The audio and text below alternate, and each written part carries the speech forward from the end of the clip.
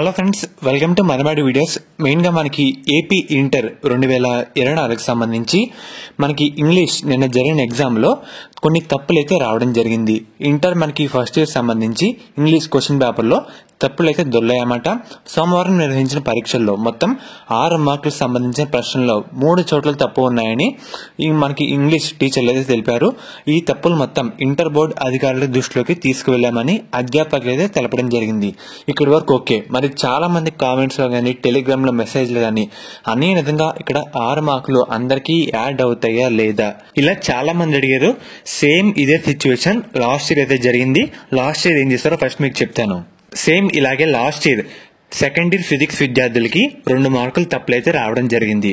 విద్యార్థులు అటెంప్ట్ చేసినా చేయకపోయినా ఎంతమంది విద్యార్థులు ఉన్నారో వాళ్ళందరికీ 2 మార్కులు అయితే యాడ్ చేస్తారు. మరి ఈ సంవత్సరం 6 మార్కులు యాడ్ చేస్తారా చెయ్యరా అంటే మీకు ఒకటే చెప్తున్నా. మెయిన్గా మనకి ఇంగ్లీష్ టీచర్లు మొత్తం ఇంటర్ బోర్డు దృష్టిలోకి అయితే వెళ్ళింది. ఇలా 6 మార్కులు తప్పులు ఉన్నాయని వాళ్ళు తీసుకునే డెసిషన్ మీద ఆధారపడైతే ఉంటుంది. మాక్సిమం మనకి 99% మార్క్స్ అయితే ఇస్తారు. ఎందుకంటే తప్పులు అయితే ఉన్నాయి కదా. చాలా మంది ఎగ్జామ్ హాల్లో చెప్పలేదు విద్యార్థులకి ఇలా తప్పులు వచ్చాయని.